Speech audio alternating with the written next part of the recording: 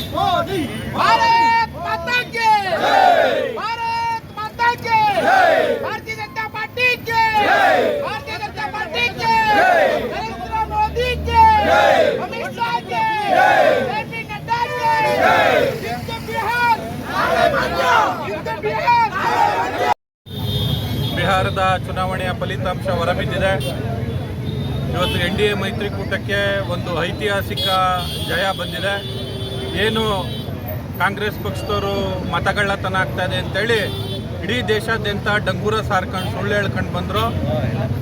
ಅದರ ವಿರುದ್ಧವಾಗಿ ಇವತ್ತು ಬಿಹಾರದ ಜನತೆ ಒಂದು ಸ್ಪಷ್ಟವಾದ ಸಂದೇಶವನ್ನು, ಒಂದು ಸ್ಪಷ್ಟವಾದ ಉತ್ತರವನ್ನು ಇವತ್ತು ಬಿಹಾರದ ಚುನಾವಣೆಯಲ್ಲಿ ಇವತ್ತು ಕೊಟ್ಟಿದ್ದಾರೆ.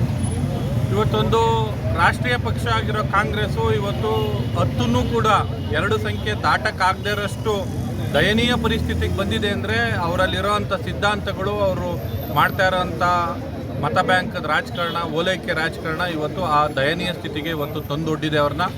ಇದು ನಮ್ಮ ಭಾರತೀಯ ಜನತಾ ಪಾರ್ಟಿಗೆ ಒಂದು ಅತ್ಯಂತ ಅಭೂತಪೂರ್ವವಾದ ಜಯ.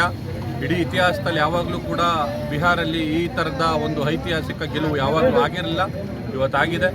ಅದಕ್ಕೋಸ್ಕರ ಭಾರತೀಯ ಜನತಾ ಪಾರ್ಟಿ ಮಂಡ್ಯ ಜಿಲ್ಲೆಯ ವತಿಯಿಂದ ಬಿಹಾರದ ಎಲ್ಲ ಮತದಾರರಿಗೆ ಮತ್ತು ನಮ್ಮ ಎಲ್ಲ ಕೇಂದ್ರದ ನಾಯಕರುಗಳಿಗೆ, NDA ಮೈತ್ರಿ ಒಕ್ಕೂಟದ ಎಲ್ಲ ನಾಯಕರುಗಳಿಗೂ ನಾನು ಅಭಿನಂದನೆಯನ್ನು ಸಲ್ಲಿಸೋದಕ್ಕೆ ಇಷ್ಟಪಡ್ತೇನೆ.